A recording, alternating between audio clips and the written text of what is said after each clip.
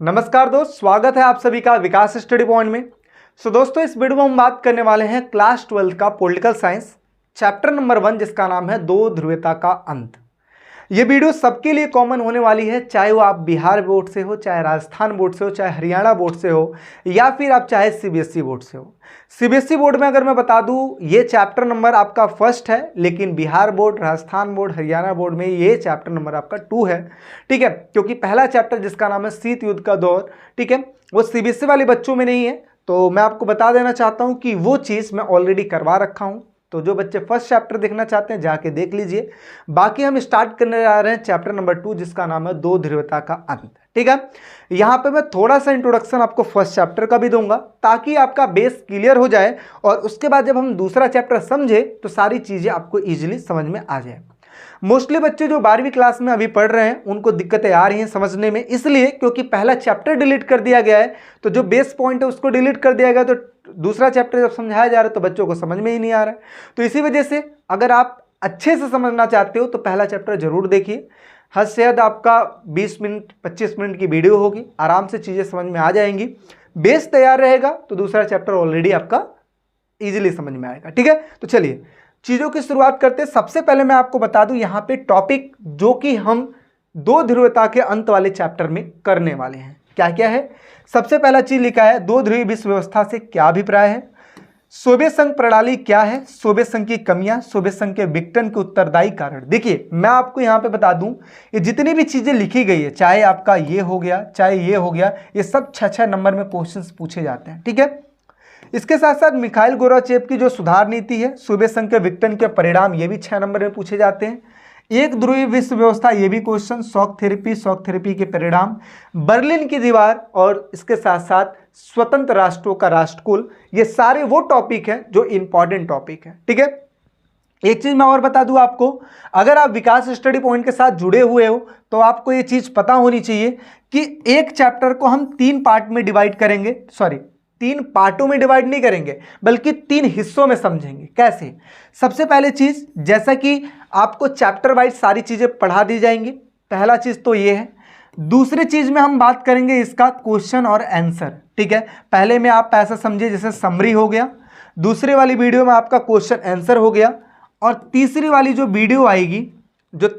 Video आएगी उसमें इससे रिलेटेड जितने भी एमसीक्यू के क्वेश्चंस होंगे उन सभी को हम कवर करेंगे।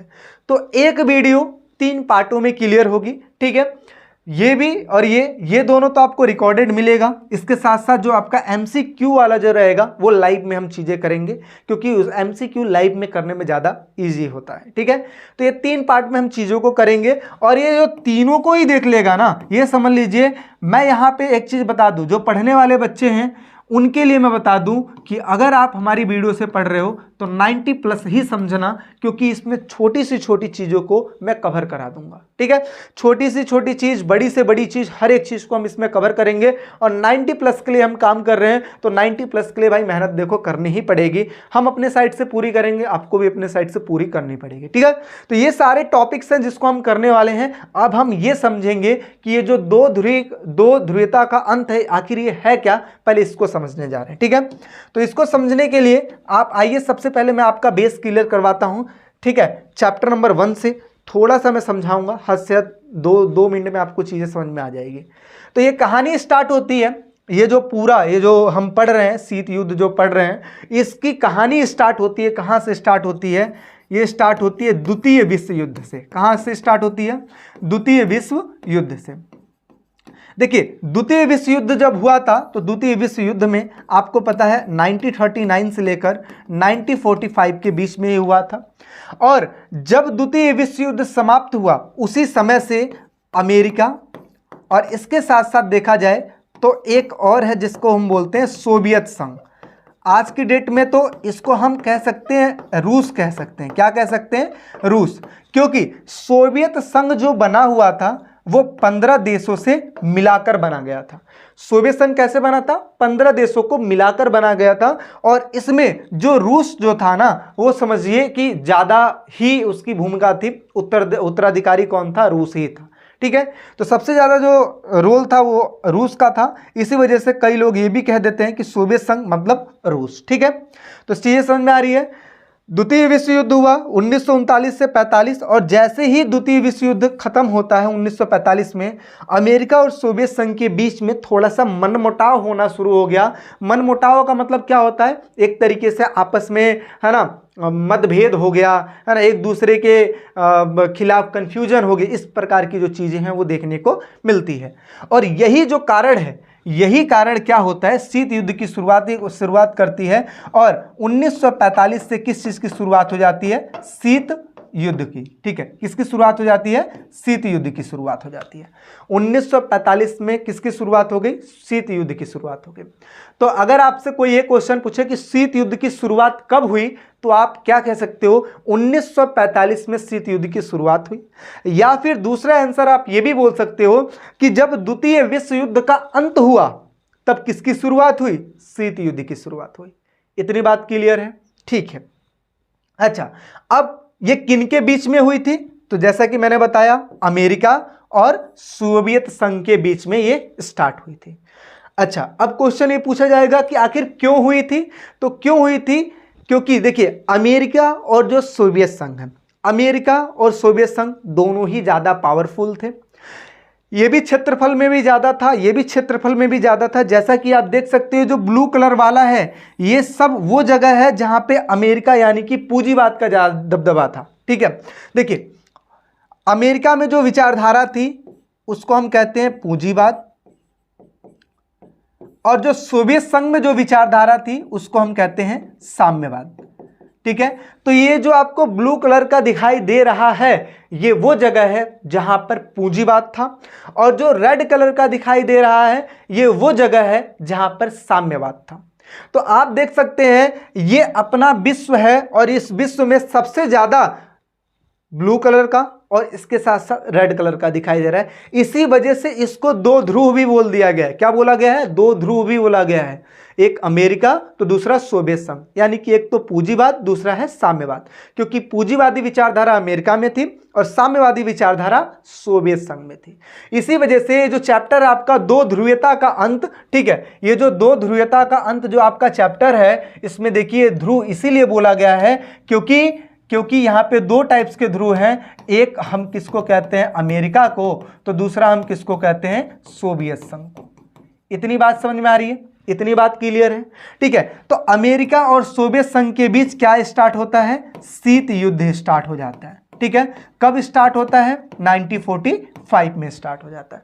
इतनी बात क्लियर है। चलिए अब हम थोड़ी सी और बात करते हैं। क्या बात करते हैं यहाँ पे, हाँ, शीत युद्ध का अब सबसे पहले अर्थ समझ लेते हैं। तो शीत युद्ध एक ऐसा युद्ध था जिसमें लड़ाई नहीं हुई थी। लड़ाई मतलब जैसे युद्ध होता नहीं है, वॉर हो जाना, यहाँ से मिसाइल जा रही है उधर से आ रही है, ऐसा कुछ लड़ाई नहीं हुआ था।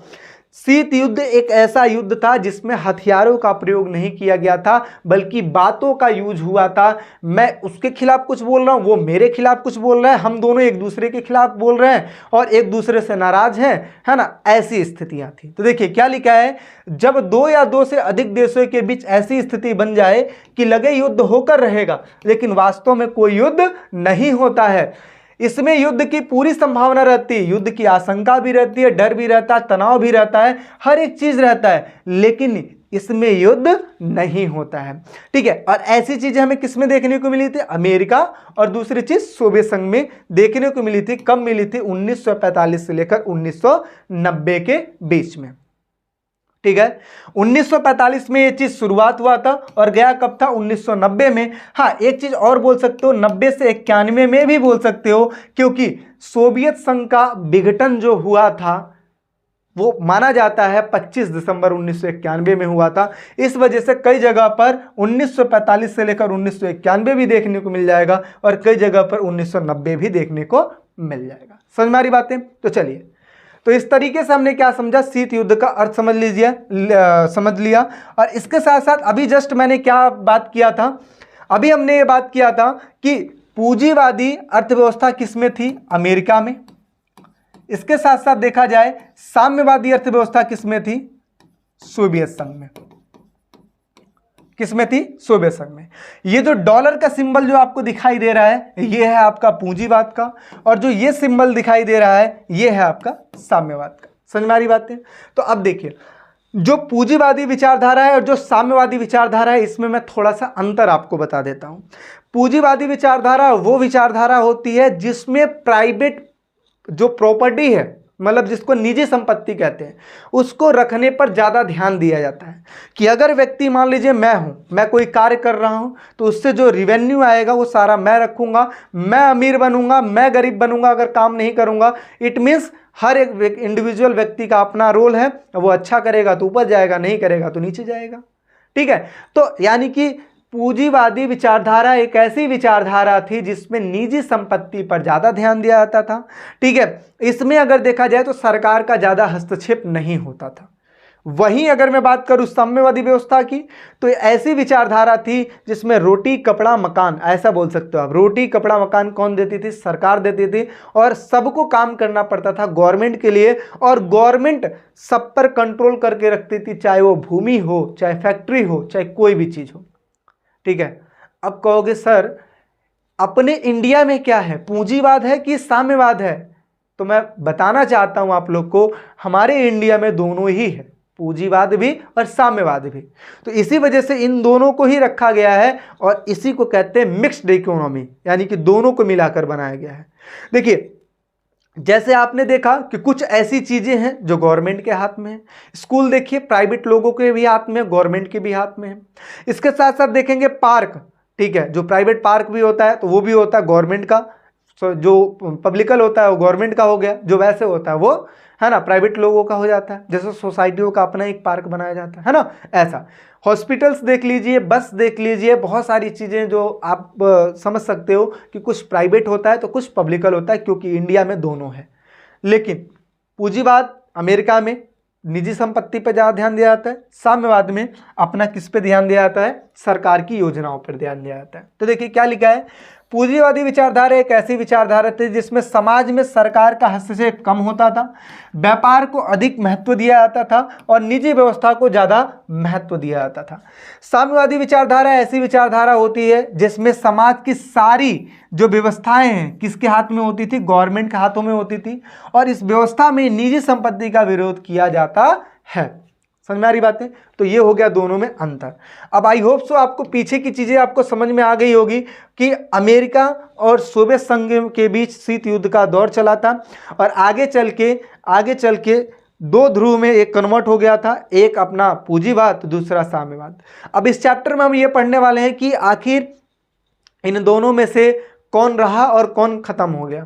तो यहाँ पे मैं आपको बता दूं, सोवियत संघ का अंत हो गया था, इसी वजह से इस चैप्टर का नाम पड़ा दो ध्रुवता का अंत। दो ध्रुवता का अंत, दो ध्रुव कैसे खत्म हो गए? जब सोवियत संघ का अंत हो गया, सोवियत संघ खत्म हो गया, तो उस टाइम पे बचा कौन? अमेरिका। तो अब जो अपना विश्व है, जो कि पहले दो गुटों में डिवाइड था, एक अमेरिका और दूसरा सोवियत संघ में, वहीं अब ये सोवियत संघ के खत्म हो जाने के बाद अब ये कन्वर्ट हो गया आपका एक ध्रुवीय विश्व व्यवस्था में। समझ में आ रही बातें? तो पहले क्या था? दो ध्रुवीय विश्व व्यवस्था, और ये कन्वर्ट किसमें हो गया? आपका एक ध्रुवीय विश्व व्यवस्था में, कि सिर्फ अमेरिका बचा। समझ में आ रही बात? चलिए अब यहां पे देखिए क्या लिखा है कि दो ध्रुवीय विश्व व्यवस्था क्या होती है। अभी जस्ट मैंने बताया, विश्व जो है वो दो गुटों में बट गया, एक पूंजीवाद तो दूसरा साम्यवाद, इसी को हम दो ध्रुवीय विश्व व्यवस्था कहते हैं। क्या लिखा है? दो ध्रुवीय विश्व व्यवस्था से अभिप्राय एक विश्व का दो गुटों में बट जाना, द्वितीय विश्व युद्ध के पश्चात विश्व पूंजीवाद और साम्यवाद दो गुटों में विभक्त हो गया था। पूंजीवाद का जो नेता है इसको हम अमेरिका कहते हैं, थोड़ा सा वर्ड मिस्टेक है, चीज़ों को समझ के रखिएगा, ठीक है, अमेरिका कहते हैं। तो दूसरे का जो नेता था वो था साम्यवादी गुट का नेता आपका सोवियत संघ था, ठीक है। तो इस तरीके से दो हिस्सों में डिवाइड हो गया था। तो ये भी हमें समझ में आ गया, दो ध्रुवीय विश्व व्यवस्था क्या है, शीत युद्ध का अर्थ भी समझ में आ गया, पूंजीवाद और साम्यवाद में अंतर भी समझ में आ गया।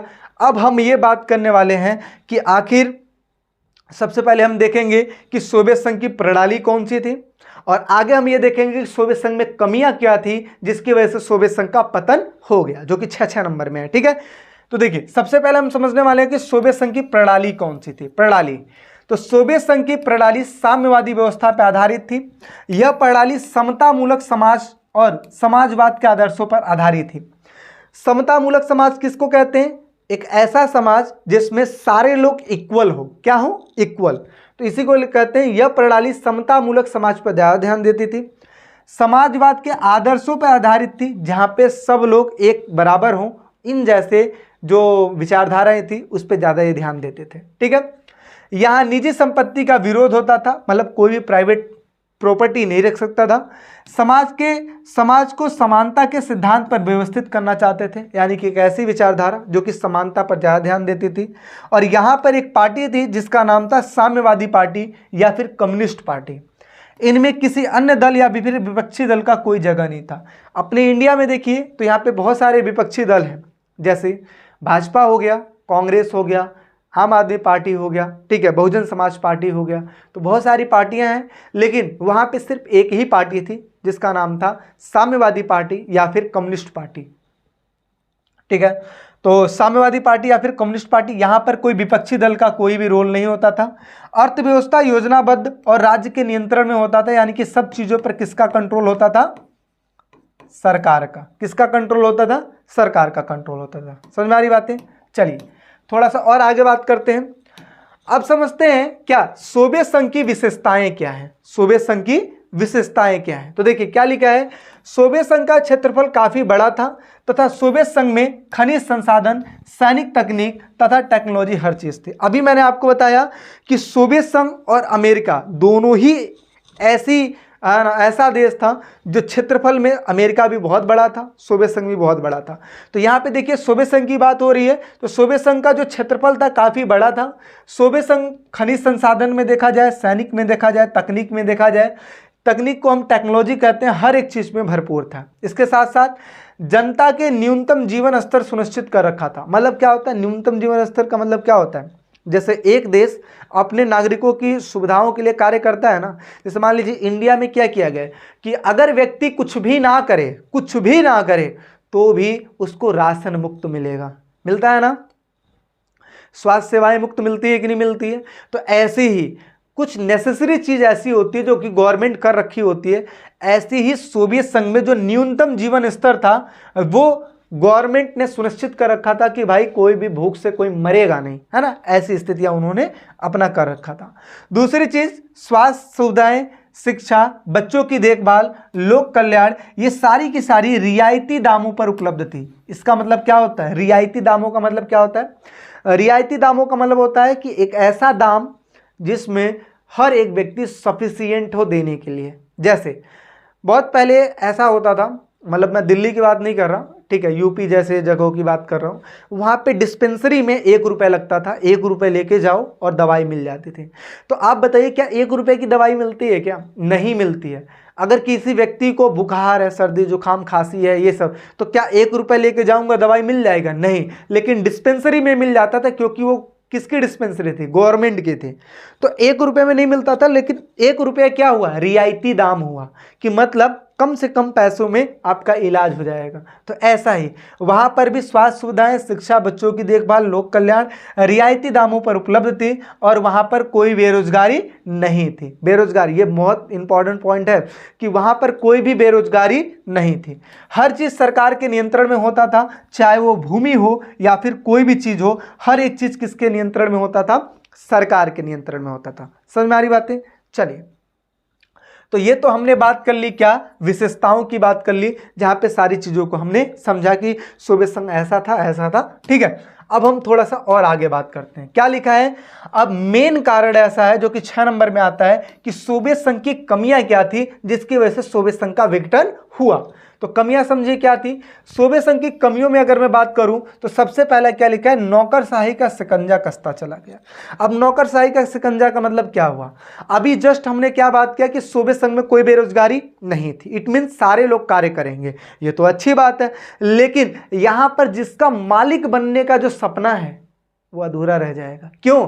क्योंकि देखिए मालिक हम कब बन सकते हैं? जब खुद का काम करें। आज लोग कहते हैं कि मुझे अपना खुद का बिजनेस चलाना है, तो बिजनेस गवर्नमेंट के अंडर होता है क्या? नहीं, अपने अंडर होता है कि मतलब मैं मालिक हूं और मेरे अंडर काम कर रहे हैं। तो वहां पर ऐसी व्यवस्थाएं नहीं थी, इसी वजह से कहते हैं नौकरशाही का शिकंजा कसता चला गया, यानी कि जो लोगों की इच्छा होती थी मालिक बनने की, वो धरी की धरी रह जाती थी। इसी वजह से कहीं ना कहीं दिक्कतें हुई। दूसरा क्या लिखा है? नागरिकों का जीवन कठिन हो गया। नागरिक जो थे उनका जीवन कठिन हो गया। क्यों? क्योंकि देखा जाए तो सोवियत संघ और अमेरिका में जो शीत युद्ध चल रहा था, अमेरिका सोवियत संघ को पीछे करने के लिए शस्त्रों का प्रोडक्शन करे जा रहा था, सोवियत संघ अमेरिका को करने के लिए शस्त्रों का प्रोडक्शन करे जा रहा था। तो जब शस्त्रों का ही प्रोडक्शन ज़्यादा होगा, हथियार ही ज़्यादा बनाए जाएंगे, तो खाने की वस्तु बनेगी क्या? नहीं बनेगी जल्दी। और यही कहीं ना कहीं कारण था सोवियत संघ का विघटन होने का, और वहाँ पे फिर महंगाई बढ़ने लगी, और फिर धीरे धीरे करते करते वहाँ के लोगों के जो नागरिकों का जो जीवन है वो कठिन होता चला गया। इसके साथ साथ और भी बहुत सारे कारण है, अभी जल्दी जल्दी आप पढ़ेंगे ना तो सारी चीज़ें आपको समझ में आ जाएगी, सारी पॉइंट आप रिलेट कर पाओगे। ठीक है, तो पहला क्या था? नौकरशाही का शिकंजा कसता चला गया। दूसरा हमने बात किया नागरिकों का जीवन कठिन हो गया।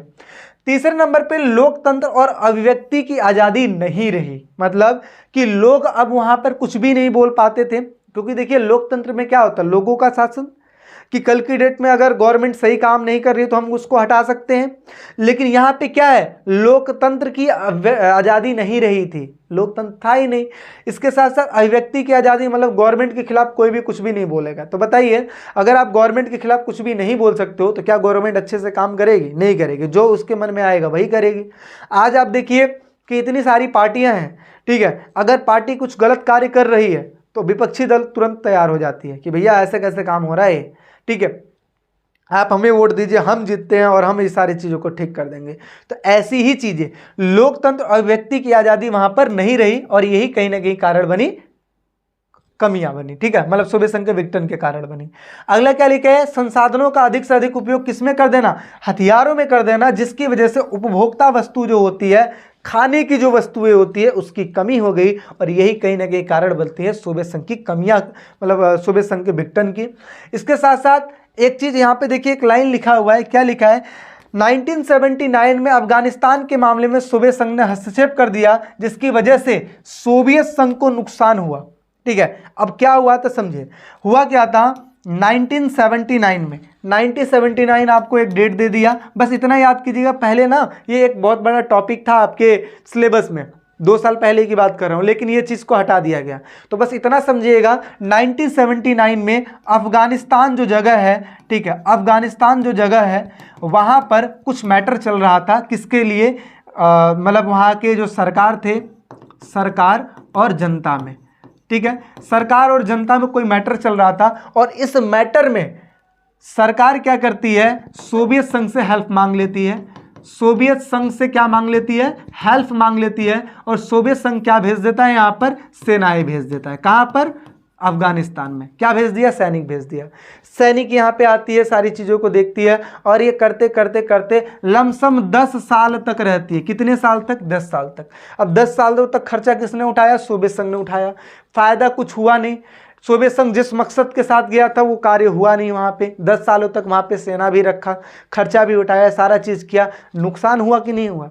तो इस तरीके से देखा जाए तो क्या लिखा है? 1979 में अफगानिस्तान के मामले में सोवियत संघ ने हस्तक्षेप किया, और यहाँ पर सोवियत संघ को नुकसान हुआ, और कहीं ना कहीं ये भी कारण था सोवियत संघ की कमियां।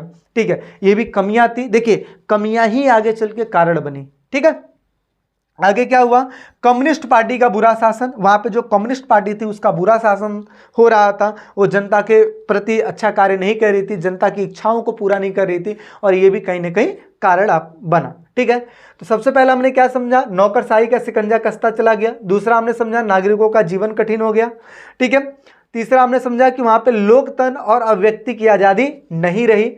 संसाधनों का अधिक से अधिक उपयोग वो किसमें कर देते थे? हथियारों में करते थे, जिसकी वजह से उपभोक्ता वस्तु, खाने की वस्तुओं की कमी होने लगी, महंगाई बढ़ गई। ठीक है, 1979 में अफगानिस्तान में इन्होंने हस्तक्षेप किया, फायदा कुछ नहीं हुआ, नुकसान हो गया, और कम्युनिस्ट पार्टी का बुरा शासन रहा। ठीक है, अब क्या हुआ? सोवियत संघ के विघटन का कारण, अब देखिए वही जो कमियां थी आगे चलकर वही कारण बना। जैसे अगर मान लीजिए कोई बच्चा फेल हो जाता है, तो जो कमियां रहेगी, मतलब कमी क्या है? वो पढ़ता नहीं था, ये उसकी कमी थी। अब फेल होने का कारण क्या हुआ? क्योंकि वो पढ़ता नहीं था। तो कमी और कारण एक ही हुआ ना। तो कुछ चीजें ऐसे समझिए, तो जो कमियां थी वही इसकी क्या बन गई? इसकी बन गई कारण। तो क्या हुआ? सोवियत संघ के विघटन के कारण क्या हुए? सबसे पहला है कम्युनिस्ट पार्टी का बुरा शासन। कम्युनिस्ट पार्टी अच्छे से काम नहीं कर रही थी, भ्रष्टाचारी कर रही थी, जनता के प्रति जवाबदेह न थी। ठीक है, और इसी वजह से क्या होता है कि सोवियत संघ का अंत होता है। आगे, संसाधनों का अधिक से अधिक वो उपयोग कर देते थे, हथियारों का प्रोडक्शन करने में, जिसकी वजह से उपभोक्ता वस्तु की कमी हो जाती थी। इसके साथ साथ नौकरशाही का शिकंजा वहाँ पे कसता चला गया, यानी कि सारे लोग सिर्फ नौकरों की तरह काम करते थे, कोई भी मालिक बनने का जो सपना था वो धरा का धरा ही रह जाता था। ठीक है, इसके साथ साथ लोगों को गलत जानकारी देना कि सोवियत संघ विकास कर रहा है। इसके साथ साथ खाद्यान्न संकट के कारण उपभोक्ता वस्तु का आयात करना पड़ा, मतलब खरीदना पड़ गया। ठीक है, इसके साथ साथ खाद्यान्न संकट क्यों पड़ गया, क्योंकि अभी अब जस्ट मैंने आपको बताया कि वहाँ पर जो सारी टेक्नोलॉजी थी वो हथियारों को बनाने में यूज करने लगे, तो उपभोक्ता वस्तु की वहां पे कमी हो गई थी। अगला है राष्ट्रवादी भावना। वहां के जो देश थे 15 देशों से मिलकर बना था ना, तो 15 देश के लोग भी अब ये सोचने लगे कि भाई हमें कहीं ना कहीं अपने देश को बचाकर रखना है और हमें पूंजीवाद जिस तरीके से तरक्की कर रहा है उस तरीके से हमें भी तरक्की करना है।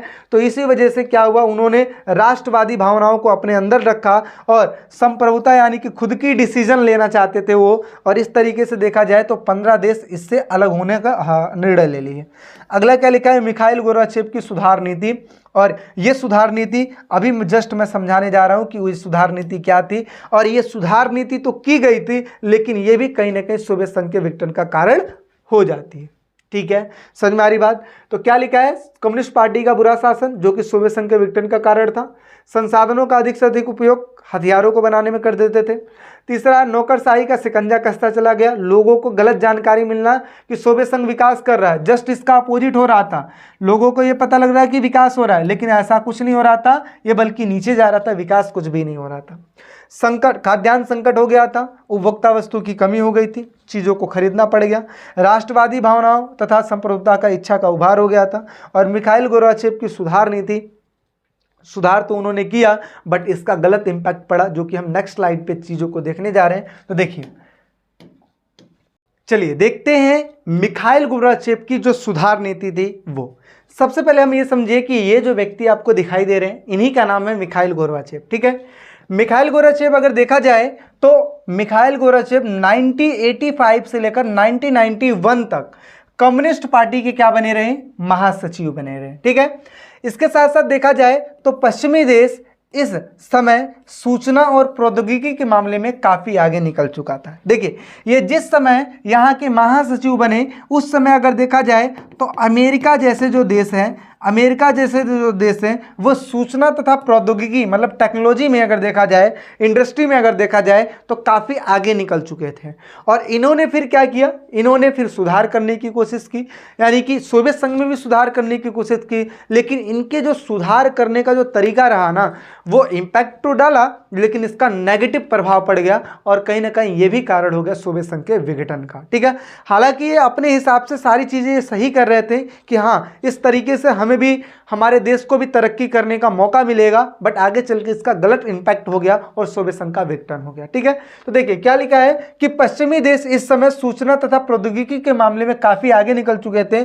मिखाइल गोर्बाचेव ने भी सोवियत संघ को पश्चिमी देश के बराबर लाने के लिए बहुत सारे सुधारों की प्रयास करने लगे, जैसे आर्थिक तथा राजनीतिक सुधार इन्होंने किया। इसके साथ साथ लोकतांत्रिकरण की नीति भी इन्होंने अपनाई कि भाई जनता की बातों को हम सुनेंगे। इसके साथ साथ जहां पहले कम्युनिस्ट पार्टी का बुरा शासन था ना, वही ये अच्छा शासन लाने की कोशिश कर रहे थे। और क्या हुआ, अमेरिका के साथ जो हथियारों की होड़ थी कि भाई मैं सोवियत संघ को, अमेरिका को पीछे करने के लिए हथियारों को बनाऊंगा और वो फिर सोवियत संघ को पीछे करने के लिए हथियार बनाएगा, ऐसे जो होड़ थे ना, कंपटीशन था ना, इसको खत्म कर दिया कि भैया हमने नहीं लड़ना है। ठीक है, हमें लड़ना ही नहीं है किसी से। ठीक है, हमें सिर्फ अपना तरक्की करना। तो जो हथियारों का होड़ था ना, इन्होंने खत्म किया। जर्मनी के एकीकरण में मददगार साबित हुए, यानी कि इन्हीं की वजह से अगर देखा जाए तो जो जर्मनी है, जर्मनी का एकीकरण हुआ था। अब क्या पूरा मैटर था इस चीज को समझते हैं। ठीक है, हालांकि इस पे एक टॉपिक भी है लेकिन थोड़ा मोटा मोटी मैं समझा देता हूं। तो देखिए होता क्या है, मान लेते हैं जर्मनी है और जर्मनी के बीचों बीच क्या था, आपका बर्लिन था, बर्लिन उसकी राजधानी थी। होता क्या है, और इसको दो खेमों में ये लोग क्या कर देते हैं, डिवाइड कर देते हैं। जो पश्चिमी खेमा था वो अमेरिका के अंडर था और जो पूर्वी खेमा था वो साम्यवादियों के अंडर था, यानी कि सोवियत संघ के अंडर था। ठीक है, अब होता क्या है कि ये दो खेमों में डिवाइड हो गया, बीचों बीच एक दीवार बना दी गई। लमसम दीवार 150 किलोमीटर की बनाई गई थी। ठीक है, और आगे चल के क्या होता है, आगे चल के स्थितियां जब वैसी हो जाती हैं तो 1989 में इस दीवार को गिरा दिया जाता है। किसके द्वारा, जनता के द्वारा गिरा दिया जाता है, लेकिन उसमें भूमिका मिखाइल गोराचेव की भी थी। तो इसी वजह से क्या लिखा कि जर्मनी के एकीकरण में इन्होंने मददगार साबित हुए। इसके साथ साथ इन्होंने और सुधार नीति की थी, जैसे ग्लास नोट्स और पेरेस्ट्राइका, यानी कि इन्होंने अपने राज्यों को खुलापन दे दिया कि भाई आपको अगर लगता है कि पूंजीवाद जिस तरीके से तरक्की कर रहा है उस तरीके से तरक्की करना है, व्यापार करना है तो करो भाई, ठीक है। तो खुलापन दे दिया। आगे चल के इन्होंने फिर पुनर्रचना करने की कोशिश की, लेकिन ये जो तरीका था ये सही नहीं हुआ और इसी की वजह से सोवियत संघ का विघटन हो गया, ठीक है। तो मिखाइल गोराचेव की यहाँ पर भूमिका रही है, जिसके द्वारा देखा जाए तो सोवियत संघ का अच्छा भी हुआ लेकिन बुरा भी हुआ, ठीक है। बुरा ये हुआ कि सोवियत संघ विघटन हो गया और अच्छा ये हो गया कि वहाँ की जनता इनसे खुश थी, ठीक है, क्योंकि इन्होंने बहुत सारे कार्य किए थे, ठीक है। तो अब देखिए एक बात यहाँ पे लिखी गई है कि 25 दिसंबर 1991 में मिखाइल गोराचेव ने सोवियत संघ के राष्ट्रपति के पद से त्यागपत्र दे दिया। अब ये जो क्वेश्चन है ये 1 नंबर में भी आता है कि मिखाइल गोराचेव ने कब त्यागपत्र दिया था, तो कब दिया था 25 दिसंबर 1991 में। और यही कहीं ना कहीं सोवियत संघ के खात्मा यानी कि सोवियत संघ का विघटन का डिक्लेरेशन था, जहां पे इन्होंने ये डिक्लेयर कर दिया कि सोवियत संघ का अब अंत हो गया। कब किया? 25 दिसंबर 1991 में। तो इस तरीके से देखा जाए तो मिखाइल गोराचेव ने भूमिका अपनी अदा की थी। तो ये था आपका पार्ट नंबर 1। और इसके बाद अब पार्ट नंबर 2 की बात करेंगे, जिसमें बचे जो चीज़ है जैसे उसके परिणाम हो गया, बर्लिन की दीवार हो गया, शॉक थेरेपी हो गया, इन सभी चीज़ों के बारे में बात कर लेते हैं, ठीक है। इसके साथ साथ कुछ चीज़ें और मैं आपको बताना चाहता हूँ कि किस तरीके से प्लान करना है और किस तरीके से स्टडी करना है, ठीक है। जो बच्चे ऑलरेडी जानते हैं तैयारी किस तरीके से करनी है वो वीडियो को अब स्किप कर सकते हैं, लेकिन जिनको ये नहीं पता है कि तैयारी करनी कैसे है वो वीडियो को पूरा देखिएगा। सारी चीजें आपके सामने रखी जाएंगी किस तरीके से आपको तैयारी करनी है। सबसे पहले चीज आप लोग के सामने क्या है? यूट्यूब है। क्या है? यूट्यूब है। यूट्यूब पे क्लासेस ऑलरेडी आपको ये बात पता है कि यूट्यूब पे सारी क्लासेस जो है वो फ्री ऑफ कॉस्ट आपको देखने को मिलेगी, खासकर विकास स्टडी पॉइंट पे। साथ ही साथ अगर आप लोग को चाहिएगा नोट्स, ठीक है, तो नोट्स के लिए डिस्क्रिप्शन में लिंक दे दिया जाएगा, वहीं से सीधा आप नोट्स ले सकते हो, ठीक है। इसके साथ साथ ये जो चीज आपके सामने नजर आ रही है ये क्या है, इसके बारे में मैं थोड़ा सा इंट्रोडक्शन आपको देना चाहता हूं। ये बेसिकली होता क्या है, जब भी हम ना यूट्यूब पे क्लासेस लेते हैं, ठीक है, यूट्यूब पे जब क्लासेस लेते हैं, चलो मानता हूं ये फ्री ऑफ कॉस्ट होता है, बट इसमें क्या होती है, बहुत सारी डिस्ट्रैक्शन देखने को मिलती है। क्या जी? ये होती है एड्स, ठीक है। बहुत सारे एड्स होते हैं, बहुत सारे एड्स चलते हैं, ठीक है। देखो एड्स से हमें रिवेन्यू होता है बस, बट बशर्ते बात इतनी है कि उससे थोड़ी बहुत अर्निंग मुझे हो जाती है, ठीक है। हम मुझे क्या, जितने भी लोग पढ़ा रहे हैं सबको अर्निंग हो जाती है, ठीक है। तो ये ऐड चलता है, लेकिन डिस्ट्रैक्ट आप इससे हो जाते हो, नए नए ऑफर्स, बहुत सारी चीजें देखने को मिल जाती है, इसकी वजह से आपका पढ़ाई में ध्यान नहीं लग पाता है। तो मैं आप लोग के लिए सेपरेटली क्या किया हूं, आप लोग के लिए एक ऐप डिजाइन करवाया हूं, ठीक है। इसमें क्या होएगा, सपोज करते हैं जैसे मान लीजिए पोल साइंस की आपको क्लासेस चाहिए, तो पोल साइंस की क्लासेस में पहली जो रहेगी, जैसे मान लीजिए आपको चैप्टर 1 का देखना है, ठीक है। चैप्टर 1 की सबसे पहले आपको देखने को मिलेगी वीडियो के साथ साथ और क्या देखने को मिलेगा, वहां पे नोट्स देखने को मिलेगा, नोट्स के साथ साथ वहां पे आपको टेस्ट सीरीज देखने को मिलेगा, इसके साथ साथ sample paper, important question answer, बहुत सारी चीजें देखने को मिलेगी। और यहां पे अगर देखा जाए तो जो भी वीडियो चलेगी यहां पे कोई डिस्ट्रैक्शन नहीं है, वन शॉट में सारी चीजें समझाई जाएंगी जो कि बिल्कुल ईजिली समझ में आएगी। बहुत सारे बच्चे ऐसे हैं जो कि ऑलरेडी हमारे साथ पढ़ रहे हैं, समझ में आ रही बात है, ठीक है। तो सबसे पहली दिक्कत ये थी। दूसरी दिक्कत ये है कि आपको YouTube पे जब चीज़ें ढूंढते हो ना, तो हम कहते हैं बार बार आप जाइए प्लेलिस्ट में जाइए, ठीक है, प्लेलिस्ट में जाइए, वहाँ पे चीज़ों को देख लीजिए, लेकिन आप लोग कहते हो भैया यहाँ पे मिल ही नहीं रहा है, दिक्कतें यहाँ पर भी आ जाती हैं। तो इन्हीं सभी दिक्कतों को दूर करने के लिए विकास स्टडी पॉइंट आप लोग के लिए ऐप लेके आया है। ऑलरेडी 6000 बच्चे इसमें इनरोल हैं, आप लोग भी इनरोल हुई है, सारी चीज़ों को करिए, ठीक है। कैसे करना है वो सारी चीज़ें मैं आपको गाइड करता हूं। देखिए सबसे पहले आपको बता दिया जाए कि इसमें बेनिफिट क्या मिलेगा। सबसे पहले बेनिफिट की अगर मैं बात करूं तो सबसे पहले आपको वीडियो देखने को मिलेगा जो कि बिल्कुल ही एड फ्री वीडियो होगा, ठीक है। एड फ्री वीडियो का मतलब बिल्कुल एड नहीं चलेगा, सीधा आपका पढ़ाई में ध्यान लगेगा, ठीक है। साथ ही साथ आपको यहाँ पे नोट्स देखने को मिलेंगे, बहुत ही बेहतरीन ढंग के नोट्स हैं, ठीक है। बहुत सारे स्कूल के टीचर्स हमारे नोट्स को यूज करते हैं और अपने स्टूडेंटों को पढ़ाते हैं, ठीक है। तो वही नोट्स आपको देखने को मिलेगा, बहुत ही ट्रिकी और बहुत ही शॉर्ट वे में चीजें बनाई गई हैं, ठीक है। इसके साथ साथ अगर मैं बात करूं तो यहाँ पे टेस्ट सीरीज भी देखने को मिलेगा। कैसे टेस्ट सीरीज? एक सब्जेक्टिव और एक होता है ऑब्जेक्टिव, दोनों चीज। जैसे फॉर एग्जांपल के लिए अगर देखा जाए तो एमसीक्यू के जो वीडियो हैं, एमसीक्यू का जो एक तो वीडियो भी आएगी, साथ ही साथ इसका टेस्ट भी लिया जाएगा और साथ ही साथ ऑब्जेक्टिव टाइप में क्वेश्चंस भी इसमें होंगे, ठीक है। इसके साथ साथ देखा जाए तो आपका सैंपल पेपर करवाया जाएगा, इस तरीके से आपका सैंपल पेपर रहेगा, साथ ही साथ इंपॉर्टेंट क्वेश्चंस हो गए और आपका डाउट क्लासेस इसमें चीज़ें ली जाएगी, ठीक है। अक्सर देखा गया है कि यूट्यूब पे वो चीज़ें नहीं हो पाती है, लेकिन आपकी डाउट क्लासेस ली जाएगी। समझ में आ रही चीज़ें? चलिए आगे बात करते हैं। यहाँ पे लाइव क्लासेस भी देखने को मिलेगी टाइम टू टाइम, ठीक है, और साथ ही साथ आपका डाउट भी चीज़ें करवाई जाएंगी, ठीक है, डाउट क्लासेस भी ली जाएगी। ये सारी चीज़ आपको कहाँ से डाउनलोड करनी है? ये सारी चीज़ आपको प्ले स्टोर से डाउनलोड करनी है और वहाँ से आपको ये चीज़ें देखने को मिल जाएगी, ठीक है। अब बात करते हैं कि इसका सर प्राइस क्या होएगा, ठीक है। तो प्राइस में अगर मैं सिंपली बात करूं प्राइस की, तो प्राइस देखिए, इसका एक्चुअल प्राइस अगर देखा जाए तो 1999 रुपये इसका प्राइस है, लेकिन 1999 रुपये आपको नहीं देना है, आपको सिर्फ और सिर्फ 599 रुपये देने हैं, जो कि वन टाइम का पेमेंट है, ठीक है, 1 ईयर का पेमेंट है। और इसी के साथ साथ पूरे साल में आपका पोल साइंस पढ़ाया जाएगा, ये 1 सब्जेक्ट का, ठीक है। साथ ही साथ अगर कोई ऐसा बच्चा है जो कहता है कि सर मुझे 2 सब्जेक्ट लेना है, तो उसके लिए अगर प्राइस की बात किया जाए तो उसके लिए जो आपका प्राइस रहेगा वो रहेगा 1099 रुपये रहेगा, ठीक है, 1099 रुपये रहेगा, जिसमें आपको 2 सब्जेक्ट यानी कि हिस्ट्री और दूसरा आपको पॉलिटिकल साइंस देखने को मिलेगा, ठीक है।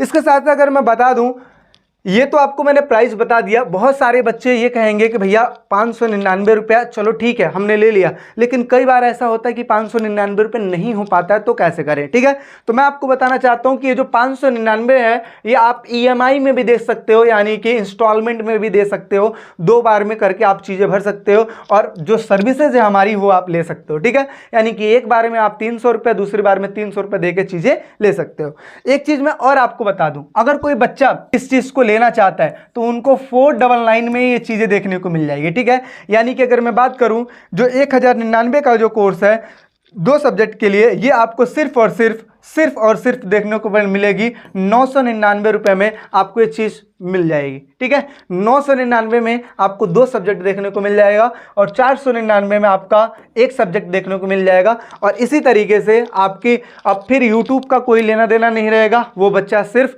और सिर्फ हमारे ऐप पे पढ़ेगा, कोई भी डिस्ट्रक्शन नहीं होगा, सीधा सीधा, ठीक है, सारे क्वेश्चंस को क्वेरी करेगा और सारी चीज़ों को बहुत ही अच्छे ढंग से समझ पाएगा।